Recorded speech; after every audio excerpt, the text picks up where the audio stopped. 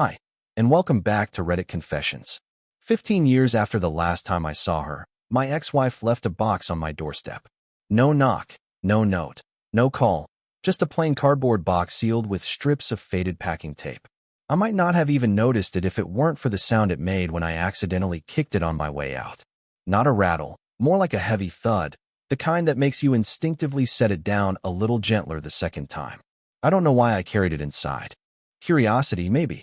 Stupidity, probably. The return address had been blacked out with a thick marker, but there was one small, sloppy heart drawn in the corner. That was all I needed to know it was her. Clara. I told myself I wouldn't open it. I even shoved it under the kitchen table and tried to ignore it while I poured my coffee. But it's hard to sip coffee in peace when a cardboard box from the person who wrecked your life is sitting in the room like a live grenade. So I caved. The first thing inside was a photograph. Not in an envelope, not protected, just loose, as if she wanted it to be the first thing I saw. It was us.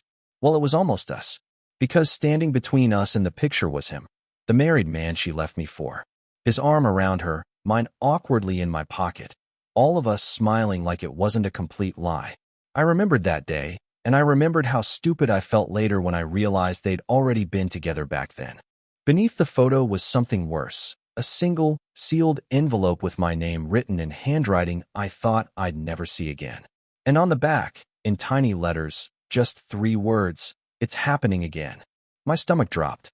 15 years of silence. And this is how she breaks it? No apology, no explanation, just this. I didn't even realize my hands were shaking until the envelope slipped from my fingers and hit the floor. I told myself I wouldn't open it right away. I thought maybe if I waited until morning, I'd have a clearer head. But the thing about a sealed envelope with your name on it from someone who wrecked your life is that it's like a splinter. You can't just let it sit there without wanting it out. And Clara knew that about me. She always did. That's how she used to win arguments. She'd dangle some half-truth until I couldn't take it anymore, then feed me just enough to make me feel like I was in control, even when I wasn't. I sat down at the kitchen table, turned the envelope over in my hands, and traced the 3 words she'd written. It's happening again. My brain started sprinting through possibilities I didn't even want to think about. Did she mean another affair? Another public mess? Or was she talking about him? The married man who had looked me in the eye 15 years ago and told me, in the calmest voice imaginable, "You were never competition, Daniel." That line burned into me like acid, and here I was, wondering if his shadow was about to stretch across my life again. When I finally tore the envelope open, I expected a letter. Instead, a small silver key fell out onto the table, clinking against the wood. It looked like the kind of key you'd get for a storage unit. There was a folded note inside, written in that same slanted handwriting I'd once found charming and now just found exhausting. "Daniel, I can't explain over the phone. Meet me at 54 Westlock Street, Unit 17. Noon. Don't bring anyone. If you don't come, you'll regret it for the rest of your life." That was it. No please, no sorry, no clue as to what exactly I'd be walking into.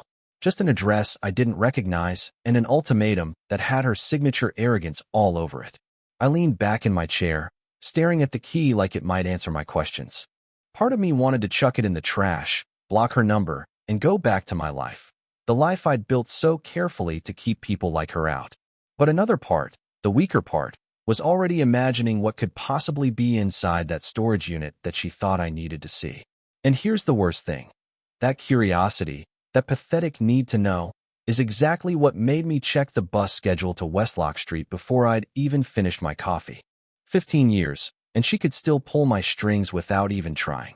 The next morning, as I stood in front of the faded metal door of Unit 17, key in hand, I had no idea that opening it would make me question not just my past with Clara, but everything I thought I knew about why she left me in the first place. The lock clicked open with a sound that seemed too loud for an empty parking lot on a gray morning. My fingers hesitated on the handle. I half expected her to jump out and yell "Gotcha!" like this was all some twisted joke. But when I finally rolled the door upward, the stale smell hit me first, a mix of dust, metal, and something faintly chemical, like old photographs left too long in a damp basement. The light from outside barely reached past the threshold, so I stepped inside, my shoes crunching on what I realized was shredded paper littering the floor. The first thing I saw was a single wooden chair in the middle of the unit. On the seat, there was a black shoebox, perfectly centered, as if whoever placed it there wanted it to be the star of the show. My stomach churned, but I reached for it anyway, lifting the lid slowly. Inside were stacks of photographs bound with a thin rubber band, and under them, a small, flat phone, the kind you'd expect to see in a spy movie, cheap and disposable. I pulled the photos out first. At a glance, they seemed random, different locations, people I didn't recognize, all taken from a distance. But then my fingers froze on one particular image, me, standing outside my apartment, holding a grocery bag, wearing the same jacket I'd bought just last winter. Whoever had taken it had been close enough to capture the logo on the bag, but I didn't remember seeing anyone that day. I went through the stack faster now, my pulse pounding in my ears. More photos of me, at the bus stop, at the laundromat, even inside the diner I go to every Friday night. And they weren't all recent. Some were from years ago, back when I lived 2 towns over. Same angles, same distance. Always watching. I shoved the photos back in the box and picked up the phone. It turned on without a password, landing on a single open message thread. No names, just numbers. The most recent text, from 3 days ago, read, "He doesn't know yet. Soon." My breath caught when I scrolled further up. There she was, Clara. Her messages were unmistakable, right down to the way she used too many ellipses.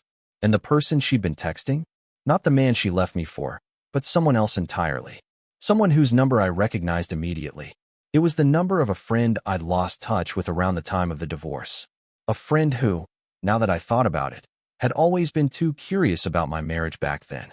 I felt cold all over, the kind of cold that seeps into your bones. I didn't know what Clara was tangled up in, or why I was suddenly part of it again, but one thing was clear, whatever it's happening again meant, it wasn't just about her.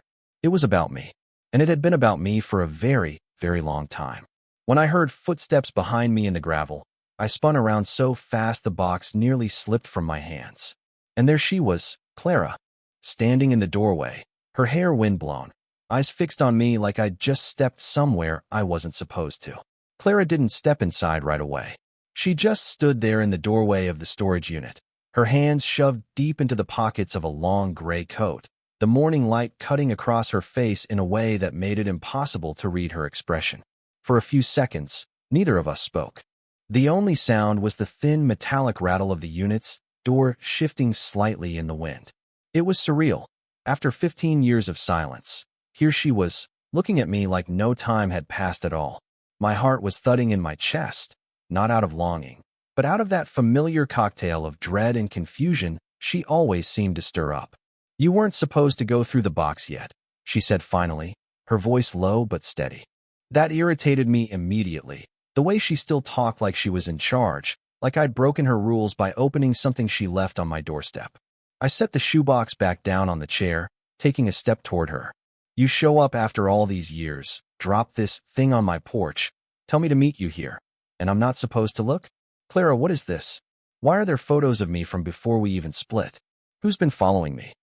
Her eyes flicked to the box, then back to me, and for the first time I thought I saw something that almost looked like hesitation. "It's not safe to talk here," she said. "If I explain, you'll think I'm lying, and maybe I am, in ways, but this," she nodded at the shoebox, "this isn't about us. Not anymore." I almost laughed. Not about us. There are 15 years of my life in there, photographed without me knowing. That's about me, which means it's about us, Clara. I could feel my voice rising, but I couldn't stop it. Every unanswered question from the night she left, every humiliating memory from the affair, came rushing back until I wasn't sure if I wanted answers or just wanted to walk away and slam the door shut between us forever. She stepped inside then, her boots crunching on the shredded paper. "You need to understand something," she said, lowering her voice again. "Back then, I thought I was leaving you for someone better. That's the story everyone knows. But what no one knows is that I was already tangled in something I couldn't back out of, and so were you, even if you didn't realize it. I left thinking it would keep you out of it." That made no sense, and she could see it in my face. She ran a hand through her hair, a nervous habit I remembered well. The man I was with, he wasn't just cheating on his wife. He was doing things, shady things, with people who notice everything. When we were together, they started noticing you too. And they didn't stop when we split. You were never just collateral damage, Daniel. You were part of it. They made you part of it. I shook my head slowly, not sure whether to believe a single word. So what, Clara? You're saying you cheated on me for my own good? The bitterness in my tone was enough to make her flinch. But then she stepped closer, close enough for me to see that her hands were trembling inside those coat pockets. I'm saying, she whispered, that if you don't help me now, you're not going to get the chance to walk away this time. Her words hit me harder than I wanted to admit. Because despite everything, despite knowing how she'd lied before, how she'd twisted stories to suit herself, there was something in her eyes that looked less like manipulation and more like fear. And if Clara Monroe was actually afraid, then maybe, just maybe, I had more to be afraid of than I realized. I should have walked away. Every sensible part of me was screaming to get out of that storage unit, toss the key in the nearest dumpster, and pretend Clara Monroe had never found her way back into my life. But there was something about the way she stood there, shoulders drawn in tight, like she was bracing for a hit, that kept my feet planted. I'd seen Clara angry, smug, even cruel, but I couldn't remember ever seeing her nervous. And I hated myself for noticing. She told me to put everything from the shoebox back exactly as I'd found it. I hesitated, wanting to press for more answers, but she gave me this look, not defiant like before, but urgent, almost pleading, and I did as she asked. My hands moved slowly, partly because I wanted to memorize every detail, and partly because I was stalling for time. I wasn't ready to step back into whatever web she was weaving. When we finally rolled the metal door shut, the air outside felt colder than it had 10 minutes ago.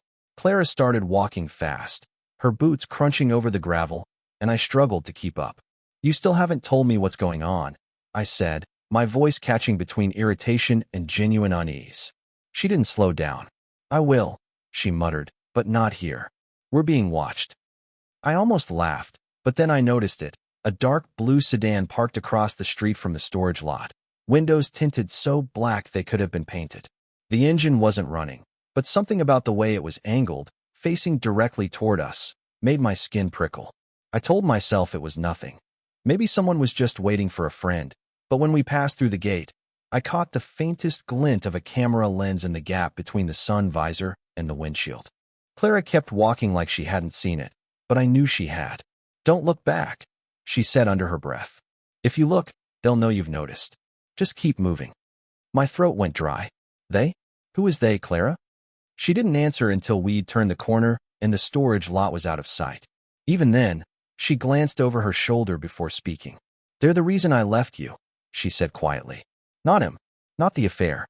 That part was a mess of my own making, but it kept them distracted. And I thought if I was far enough away from you, they'd forget you were ever involved. I stopped walking. Involved in what? Clara, you've had 15 years to tell me what you're talking about. And now you're dragging me back into. Daniel. She cut me off, stepping closer. The people who've been watching you aren't going to stop. They've been keeping tabs on you since before we split. That's why there are photos of you in that box. And now they think you have something. Something I don't have anymore. Her words landed like a punch I didn't see coming. What could I possibly have that anyone would want? I asked, genuinely baffled. But she just shook her head, her lips pressing into a thin, unreadable line. It's not about what you have, Daniel. It's about what you know, even if you don't realize you know it yet. I stood there in the middle of the sidewalk, cars rushing by, wondering how I'd gone from living a quiet, forgettable life to suddenly being told I was holding some mysterious piece of a puzzle I didn't even know existed. And worse than that, deep down, a part of me believed her. We didn't make it more than 3 blocks before I knew for sure we weren't alone. I'd been keeping my head down, trying to look like some guy just following an ex-wife through a busy street, not like a man who suddenly suspected his life was under surveillance. But when we crossed at an intersection and I caught a glimpse in the glass storefront to our left, there it was. The same dark blue sedan, creeping along in the far lane, never getting too close, never hanging too far back. I slowed my pace, pretending to check my phone. Clara didn't break stride, but her voice was sharp enough to slice through the noise of traffic. Don't stop. If they see you hesitate, they'll know you're onto them. Her calmness didn't comfort me. If anything, It made me feel like I was the only one here still trying to catch up to a story that had already been written. We ducked into a small coffee shop, the kind with mismatched chairs and shelves of secondhand books nobody ever bought. The smell of roasted beans should have been comforting, but my nerves were stretched too thin for that. We took a table in the back, away from the windows, and Clara finally sat still long enough for me to really look at her. She'd aged, of course, a few fine lines, hair a shade darker than I remembered, but the energy was the same.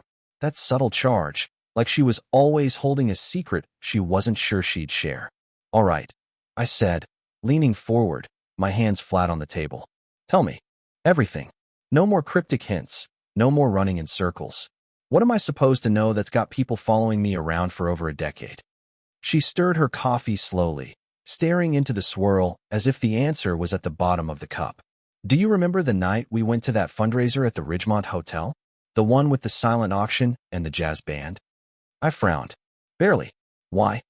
"Because that was the night you met Anthony Carver," she said, finally meeting my eyes. And that's where all of this began. Anthony Carver. The name hit me like a faint echo, familiar but fuzzy. I remembered a man in a tailored suit, sharp smile, the kind who shook your hand with both of his like you were already doing business together. I'd thought nothing of it. I wasn't in business with anyone. But Clara's expression told me I'd missed something important. "He wasn't just a donor," she said. "He was moving money through that event. And you," she hesitated, almost wincing. "You picked up the wrong envelope when you were helping me clear the table. I thought I switched it back before anyone noticed. I was wrong." My stomach turned. "So you're saying what? That I've been on someone's radar all these years because I accidentally took home a pile of dirty money?" She shook her head. "Not money. Documents. Names, numbers, things people would kill for. And if they think you still have them, Daniel, you need to understand, they won't stop asking until they get what they want." Before I could respond, the bell above the shop door chimed. Clara's eyes flicked past me, and all the color drained from her face. I turned just enough to see the man who'd walked in. Dark coat, calm demeanor, the kind of person you wouldn't notice in a crowd unless you were looking for trouble. And judging by the way he started walking toward our table, without even glancing at the menu, trouble had just found us. The man moved through the cafe like he owned the air around him. No wasted motion, no hesitation. People at other tables barely noticed him, but I could feel the weight of his presence before he even reached us. He didn't bother asking if the seat was taken. He slid into the chair beside me, his coat brushing my arm, and set a small leather folder on the table between us. The smell of rain clung to him, even though it hadn't rained all morning. "Daniel," he said, pronouncing my name like it was already his property. His voice was calm, but carried an edge that made the hairs on my neck rise. "You've been very hard to find." I opened my mouth, but Clara's foot pressed against mine under the table, her silent way of telling me not to speak. She leaned forward, her tone sharper than I'd ever heard it. "This isn't the place." The man ignored her. "You have something that doesn't belong to you. It's been a long time, but we don't forget. And now," he glanced briefly at Clara, his mouth tightening into a faint smirk. "Now you've both resurfaced." I felt my pulse hammering in my temples. "I don't know what you're talking about," I said, which was true, but I already knew how it sounded, like every bad lie in every interrogation scene I'd ever seen in a movie. His expression didn't change. He tapped the leather folder once, like he was deciding whether to open it. When he did, I saw a single photograph inside. My photograph. Not from years ago, from 2 nights ago. I was walking home from the diner, the same grocery bag in my hand I always carried, the timestamp printed in the bottom corner. It wasn't just that he had the picture. It was the implication that he'd been close enough to take it himself. Clara reached for the folder, but he closed it before she could touch it. "You'll return what's ours," he said, his eyes locked on me now. "And if you've misplaced it," he let the pause stretch just long enough to make my stomach twist, "you'll find it. Quickly." He stood, sliding the folder back into his coat.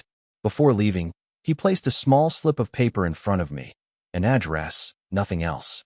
No name, no instructions. Just an address in a part of town I didn't recognize. Then he walked out without looking back, as if he already knew I'd be stupid enough to show up. For a long moment, Clara and I just sat there in silence. I stared at the paper like it was burning through the table, wondering how in the hell I'd gotten to this point. 15 years of building a quiet, forgettable life, and all it took was one box, one key, and now one slip of paper to unravel it all. Finally, Clara broke the silence. If you go there, you're not coming back the same. You know that, right? I wanted to say I wasn't going. I wanted to say I was done being dragged through her chaos. But deep down, I already knew I was going to that address. Not because I was brave, not because I wanted answers, but because I was terrified of what would happen if I didn't. The address led me to an old brick building on the edge of the industrial district, the kind of place you'd expect to be abandoned, but still had a faint hum of life behind its boarded windows.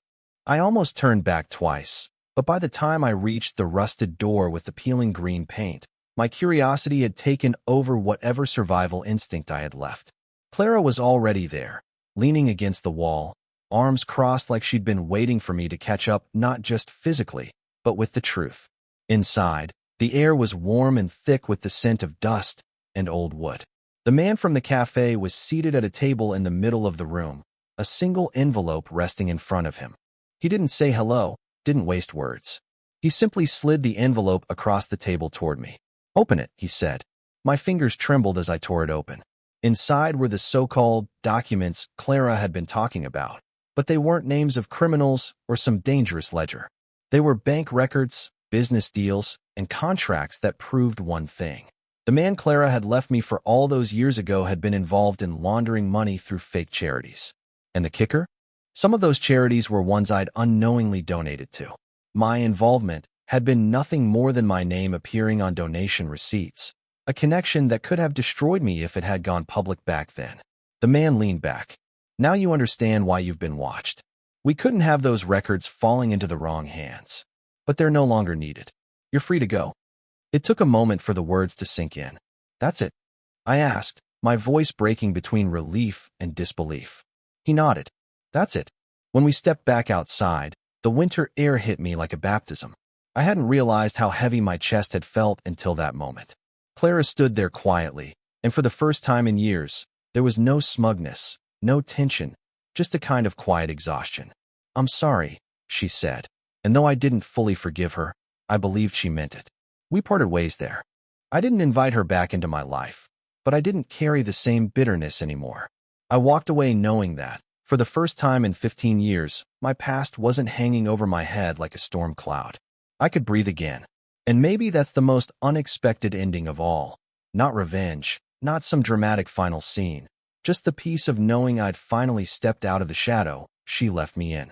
Hi, you've been listening to Reddit Confessions. Tell me in the comments, what's the most surprising or unforgettable twist you've ever heard in a story like this? I'd love to see your thoughts and experiences down below.